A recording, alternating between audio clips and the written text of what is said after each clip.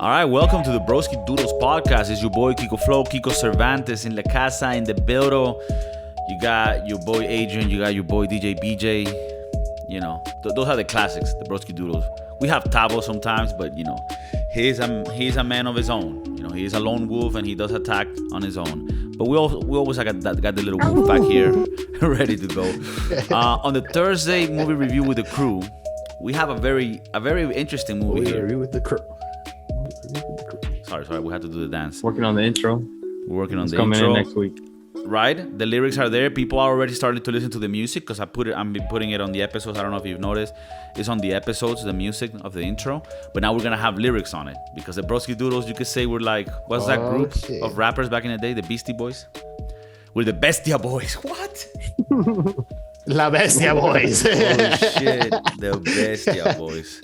We're the Amigos. Right? So yeah, we're gonna come with a fire rap music and you already been listening to the beat. Shit. But dude, Death of Stalin. That's the movie that we are gonna review today. To be honest, it's on my top 20 and even maybe I wouldn't say top 10, but it's top 20. I love this movie. It's on Amazon Prime, available there. That's where I saw it. And it has to do with literally, the death of Stalin. But it's a satirical piece. You got people like Steve Buscemi. You got a mix of American and British actors. But I do believe it's a British film. And man, it's such... I don't know. I want to get you guys' opinions. I'm very excited to talk about this movie. I loved it. I felt a lot of the things because it shows you the inefficiencies of the Soviet Union and the communist system. And I can relate to that so much in Venezuela. But we're gonna get into the deeps of it. But I love the movie. I felt that the satirical point of view that they used was perfect because they kept it consistent, and you still were able to see the seriousness of the situation, even though everything was in a funny mood. But unlike Don't Look Up, which we always use as a standard for the shittiest movie in history, they switch back and forth between what's parody and what's real, and that fucks it all up. And I think what this movie does so great is that it grabs a topic that's so real and that happened. It's a historical piece, but the whole thing is painted with a brush of satire. But the fun part of it is that the satirical parts are actually things that did happen, but that they're so funny on its own that it feels like it's satirical. I don't know if I'm explaining that well, but for some reason I just felt that it kept consistent with the goofiness so that you still were invested in the reality of the story. They exaggerated the goofiness so you could see how goofy it actually is. If I didn't know any better, I would say that it'd be produced by Larry David, the guy that does like Curb Your Enthusiasm. Yeah. Like the awkward, the funny awkwardness of the whole movie.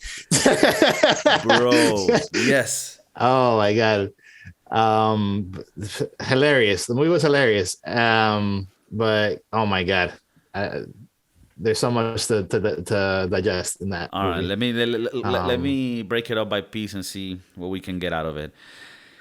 To me, part of the theme of the whole thing is the inefficiency of the system, right? And we're like, we need doctors. Oh fuck, we killed all the good ones because they were plotting to poison us. And what about these ones? No, the best engineers, we killed them. Yeah, because those are the shitty ones. We only left the bad ones. We can't use the bad ones. What if you find out?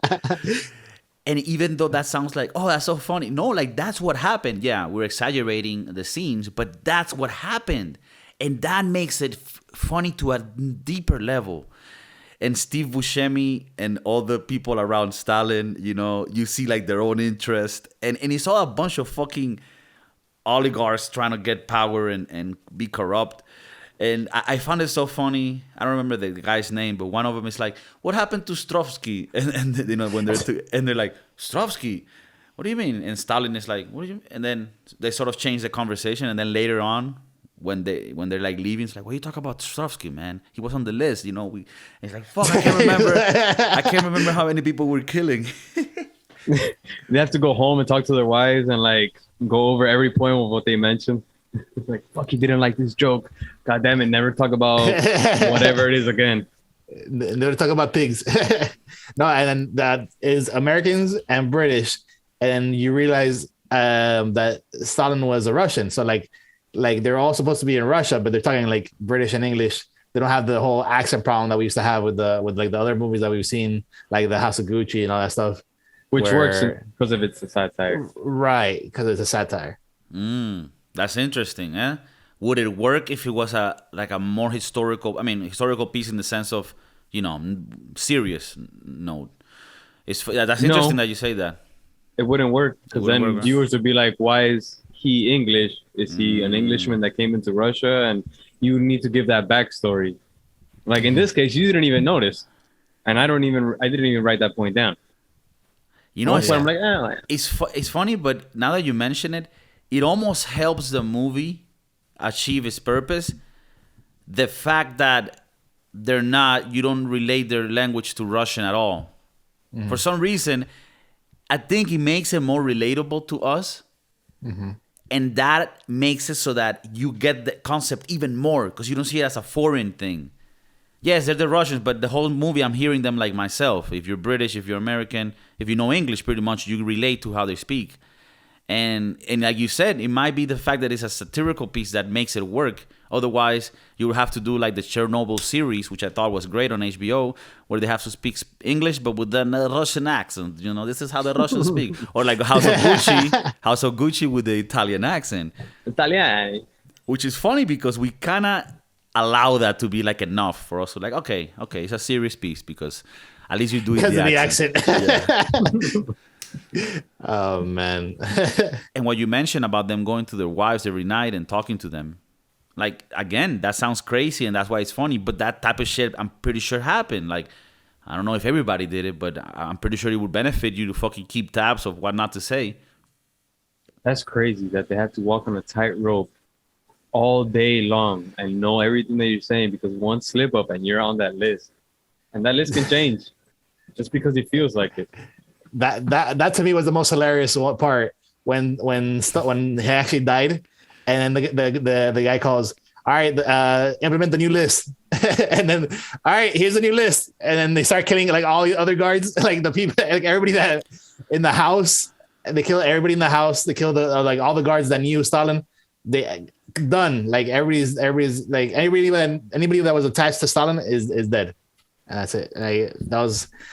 It's not hilarious that they died, but it was hilarious that how quickly you could get on that list without even like you even doing it. Like you didn't do anything. You actually followed the rules. It was already made. That list was ready to go. They didn't have to write it. They're just like, okay, switch it out. Golly. I'm glad that it had that comedic flavor to it because it wasn't as serious as like a Schindler's List. Which when I read the title and you suggested watch it, Death of Stalin, I thought it was going to be one of those like deep movies. I was like, oh, this is going to be a tough one. But then no, it has that comedic flair that I'm like, all right. I feel this deep topic, but it's not as heavy.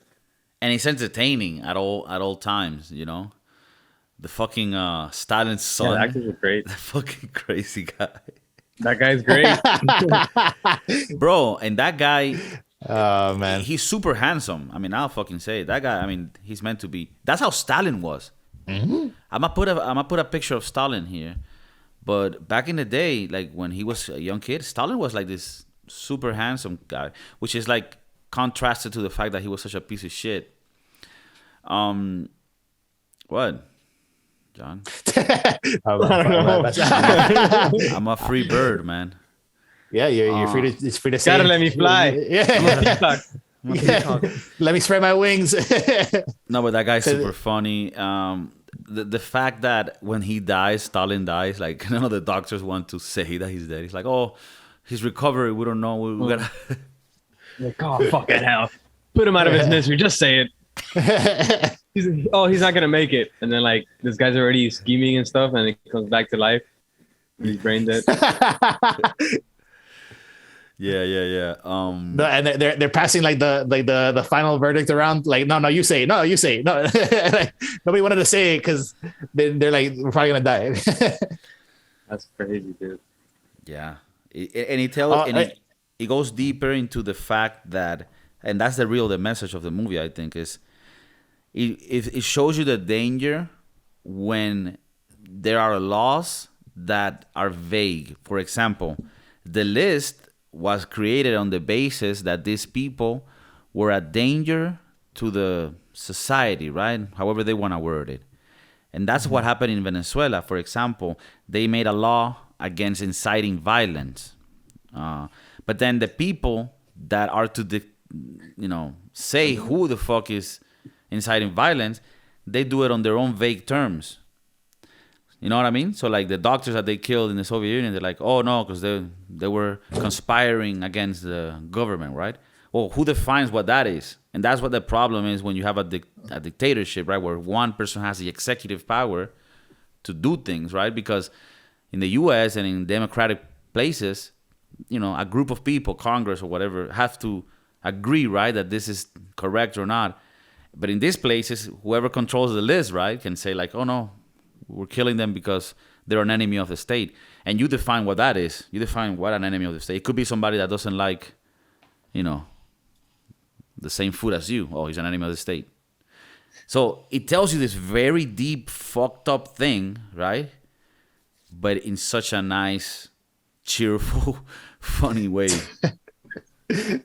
The guy that even says it, the one that's like the head of the national, the NGB whatever place thing, the KBG, which I think they don't say it on purpose, right? They say some other thing. No, but it wasn't it wasn't KGB. It was something else. It was NKVD. It was like pre KGB. It's like zone police, right? Like the national police or whatever, national Kremlin, whatever. That's okay. He even said it like, oh, we created stories to get some of these people in prison, like just to get them out of the way, even if they don't really like. What was the story behind getting that guy's wife in prison? Or in the gulag. Dude, that shit was so hilarious. What a piece of shit traitor. She's dead. And then, she's alive. Oh my god. What a blessing. and then even then, he's like, well, yeah, I mean, but she did. And he's like, no, she didn't betray us. Like it was all, no, that fucking bitch. I mean, I'll keep her on. I'll keep an eye on her. Like he's still like, fuck. I mean, and like, I don't know if it shows how they want to see if you break, right? They want to see if you break, and if you start like, yeah, you're right, and then it's like, oh, I'm right. All right. Oh, no. So you're against the state. God, bro. Yeah. Like that little dynamic there. The message of it is like, that's how cruel that situation was. Where you're like, fuck, I don't even know what I should do. Like, but he was always paranoid. Like, no. I mean, yeah, I'm back with her because you want me to, but like, we can kill her at any point. Like, if she's a traitor, right? Like. Bro, but I love her, but she's a traitor's bitch. And I think that's how North Korea is right now. Yeah. You can't say a damn thing, and everybody's spying on each other. Oof. Walking on eggshells all day long. I mean, I say was, not because it isn't like that anymore, but because of things being so globalized. Like society has changed for the better in the sense which I think they're more rebellious and they know what's up outside. But in these more secluded places like North Korea, they don't have the internet. They don't have people going in and out as tourists that can bring information and shit, So it's scary. Journalists can't go into the whole country. And you can, but it's a very tough. You cannot just be going about the country on your own. Like they'll take you like, oh, we're gonna show you North Korea. Yeah, there's exclusive parts to the country that you can see. There's like they're not gonna take you to like restricted area. Right. This movie, I loved it because, and I think it might be a taste in movies. I love when movies are entertaining, fun, fresh, funny, but they hit a super important topic, Like one of the movies that I guess, we should review this movie soon because it's probably one of my favorite movies. Top 10 definitely. The Big Up, is that it? The Big Up? Big Up. The one with Ryan Gosling. Big Lebowski? No, or the Big Down. The Big Big Bet. Up is a music festival. I don't know. Fuck, man, the movie about the crash, the housing. The Big Short. The Big Short. Oh, fuck. The Big The Short. Big Short, right? It's a movie that's funny, that has like so much fun scenes, that has so much freshness to it. But it talks to you about a real serious issue and gives you like actual insights as to what happened. So that's one of our movies that we really like, right? The Big Short. And this movie does the same in its own way of transmitting such an important message of how fucked up something can get when you have this type of governments ruling. But it tells you in a way where it's not like seeing the Schindler's List where you have to be there like, you have to be taking notes and be like, oh, fuck.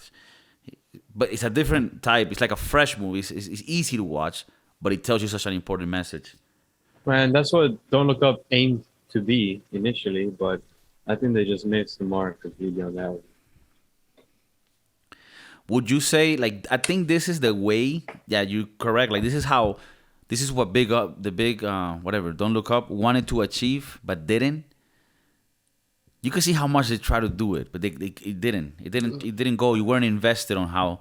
Here you do know. For Don't Look Up, it seems like they exaggerated the satirical parts to it, and then they switched to it being too real, and it's like there was no balance. So you're kind of like, what is it? Yeah, they exaggerated so much that it becomes goofy actually, and you're just like, oh yeah, so I'm not invested in any of this. Like, and then on top of that, if you're gonna make it goofy, it has to be funny. Like, there's these movies that came out like in the 80s, Airplane. Oh, hilarious. Right? And it's like the whole movie has no sense, has no fucking. It's just a fucking whole. It's just like everything is going insane. But that's what you're aiming for, right? But you have to be funny. All the scenes have to be funny, and they're crazy and shit. But I mean, we've talked about Big Up before about this. Like, it doesn't achieve any of this. But this one is an example of where it achieves it perfectly, because it keeps that consistency within the satirical base that it has. And I think that's very hard to do. It's not easy to achieve that, to be able to make a serious topic still transmit, but keeping it where everything is so funny at all times. Going back on what you said about Airplane, about it being like because Airplane to me felt like a collection of topics that were discussed all at once, almost like how Scary Movie or like Meet the Fockers kind of, how there's jokes about different movies within this one movie. There's jokes about different scary movies within this one movie. I don't think Meet the Fockers fits that category, but no. Sorry, Meet the Spartans. Meet the Spartans. Okay, it was like but like this parody. Parody of 300. It was a parody of 300, but there was like so many different jokes about so many different movies about so many different people within the 300 world. So, like that kind of aspect of like, satirical parody, but at the same time you're painting this broad brush of like trying to cover as many different groups of people. You're right. That it can appeal to at the same time. Like a season of South Park, or like an album of Weird Al Yankovic. Something like that. Yeah. Well, I would say even South Park is more attached to telling the story than being random. I think like more Rick and Morty, for example, is more like a random thing. Like kids that watch Rick and Morty today, I would assume take acid and shrooms and shit. No, only shrooms. Only shrooms. Yeah. Experience. I mean, talking about the scary movies, I think after the first one or the second one, they started getting stupid. But I don't think the format was wrong. I just think they got weaker with the jokes, Because for some reason, I don't know if maybe I was younger, but the first one and the second one, I remember them hitting on point, like right? Number the two. Third two. I like up to 3. Oh yeah, the third one was with 8 Mile and Kevin Hart when he was actually funny, right? You're right. That was an Signs. That was and Signs. They pissing out the finger. Yeah. Leslie Nielsen. Damn it. And Leslie Nielsen from Airplane was in it, so it was very adequate. Charlie Sheen. Sheen, that's right. So in general, I think this movie hit all the right spots. I mean, I could go into the topics of like the more social, deep problems of it with like a society that's always their incentive is just their power, and then you end up killing the people that are the best at what they do, because of that system that you have. You create a system where people don't even love each other because you can't, not even love your wife because you have to be paranoid of everyone. How do you trust people? This happened in Cuba too, where like they have a snitch on every corner. And if you have Cuban friends in Miami, their parents will tell you about the stories where like, who do you trust? when there's like little. So the system itself makes you a piece of shit snitch. Like you kind of have to become that if you want to survive in it. So it's a fucked up. You know how like when Stalin dies, the fat motherfucker like started getting all the things ready, like the papers and things. You know, like everyone's scheming all the time. You're always, keeping tabs on everyone. It's such a fucked up place to live in. Like you remember at the beginning when they're playing I think it was at the beginning, the opera, and the guy calls him and he's like, so was that E13 or it's like, I don't know. You answer the phone. It was I don't know. No, and then when the conductor passes out and they have to find a conductor, so they're going storming like the building, and the conductor's like, whatever you do, don't tell him anything. And then he's trying to like leave because they're knocking on his door. And when he opens it, it's like some lanky ass white guy. He's like, "Oh, we're here to pick you up because you're such a good conductor." That's crazy, bro. To always have to be on your feet, like, and like he doesn't even know, like, he knows that he did something. He just doesn't know what could have possibly caused him to be on the list. But like anything, right? The thing is, you don't have to do anything. It's like It's just your number was chosen. you know, it's just like when you see those people coming for you, like whatever, you're on the list. Oh fuck, bro. The one part that I didn't know is like, okay, towards after he dies and all the trains of people are coming in to Moscow to see him. Mm-hmm. Do you think all of those people genuinely were like brainwashed in loving Stalin, or they just wanted to make sure that he was dead?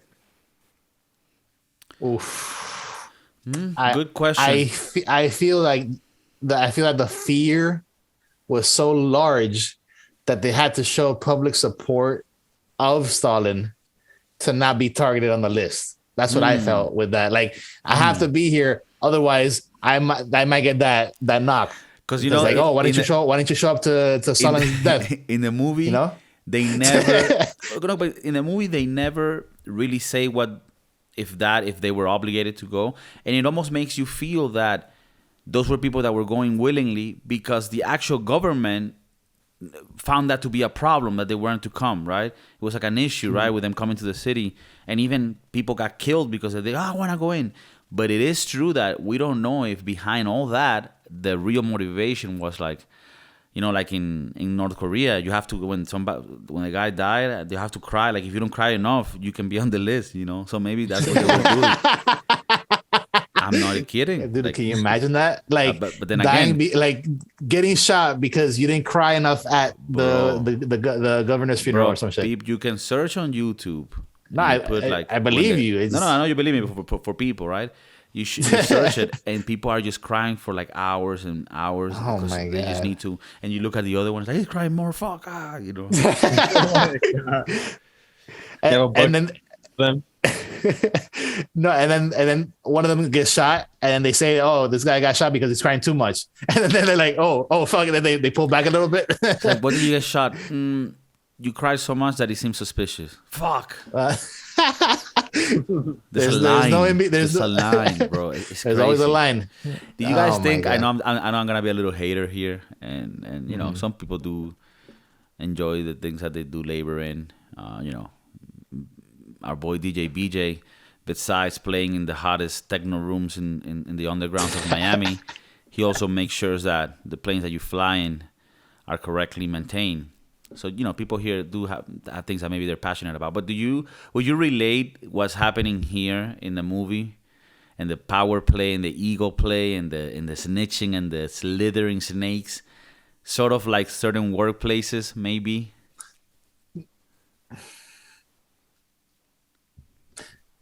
It did have like had shitty jobs. No, I think people definitely do get dirt on each other, and in that way they can use it to their advantage, and that's what becomes a toxic environment where you can't trust anybody and everyone's out for themselves. I mean, obviously the stakes are not death, but it is. You still want to climb up the ladder, and sometimes you get dirt on somebody else, or you try and take credit for something that somebody else did. And sometimes the one that climbs the ladder is it. not always the one that's more talented, but the one that's more ruthless in You know, like I've seen people climb, and I'm like, oh, he doesn't. He's not that he has a talent. It's just that he is sure of himself, even though he's nothing. Or there's other people that might have talent, but they're not. They're not sure of themselves, and it's a fucked up situation. But I mean, that's another topic. But I'm saying, You know how to not- play the game. You know how to appease the different bosses. You know what they like to see and hear, and then you know how to get that information to them the best.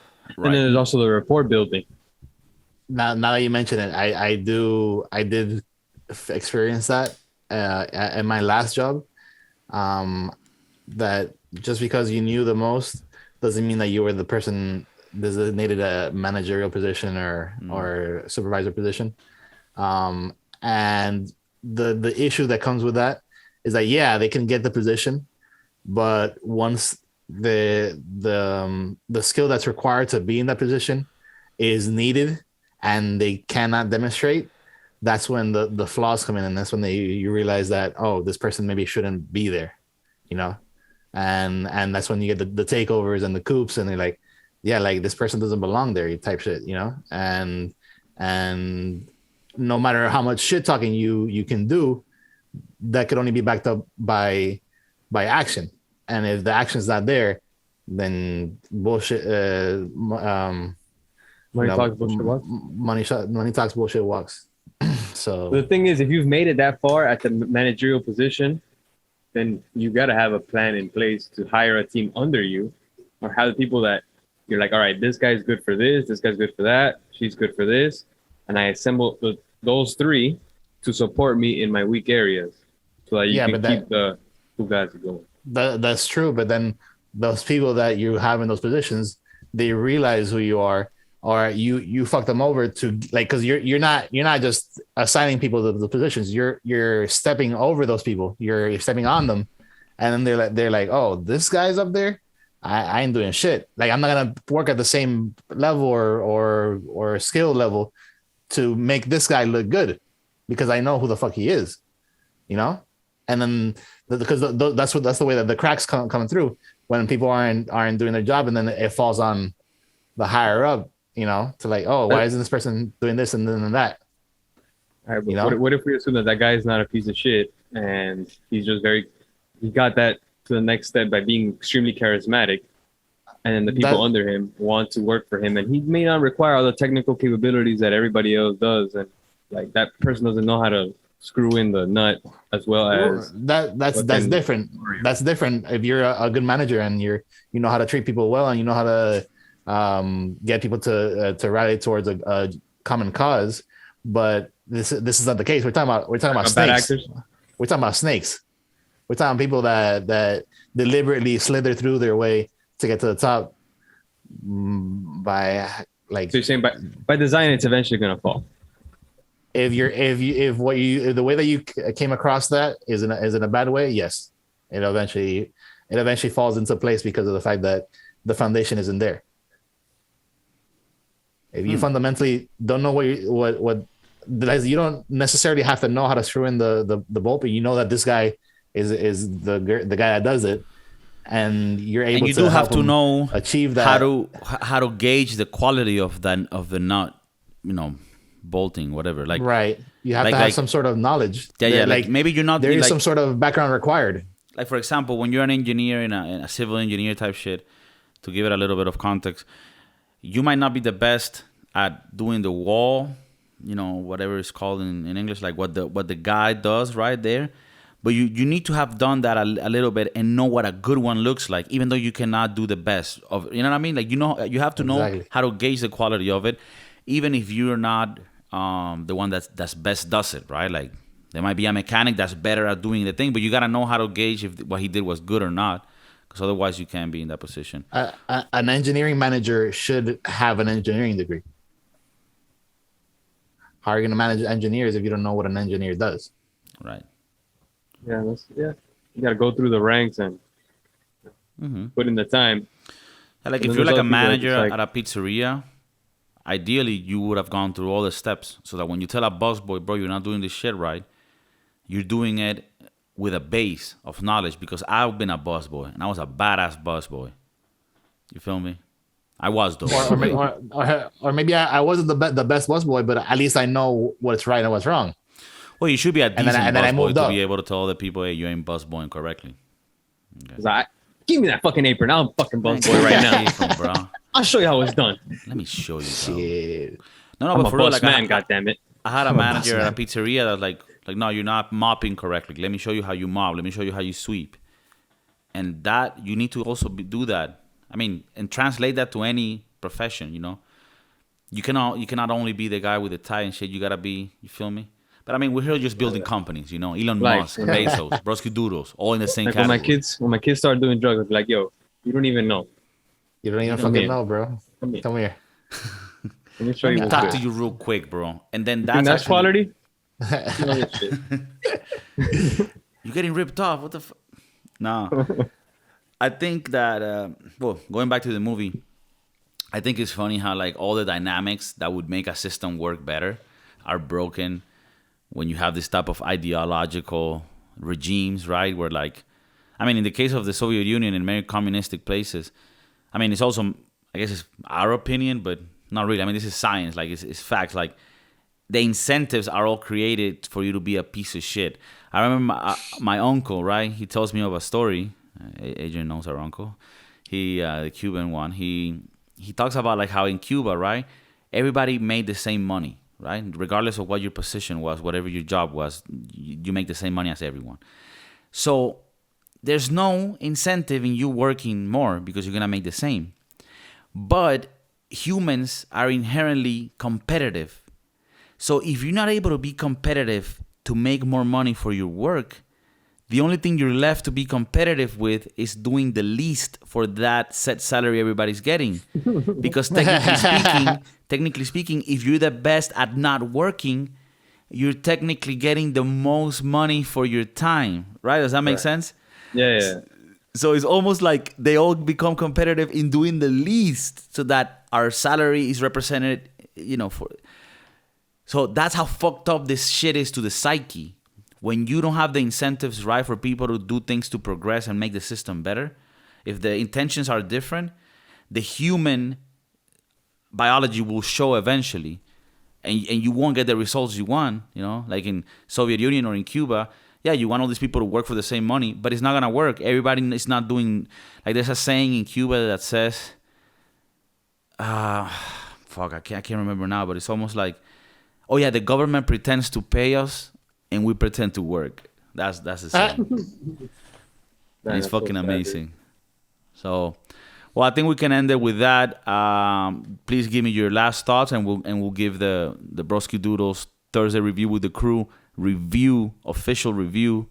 I missed a review the other day on a movie, and I want to apologize for that. I mean, meaning the number review, right? So, which is something that we're gonna be making famous, sort of like the Star Michelin or the Rotten Tomatoes, whatever. Rotten Tomatoes. This movie definitely gets a tomato.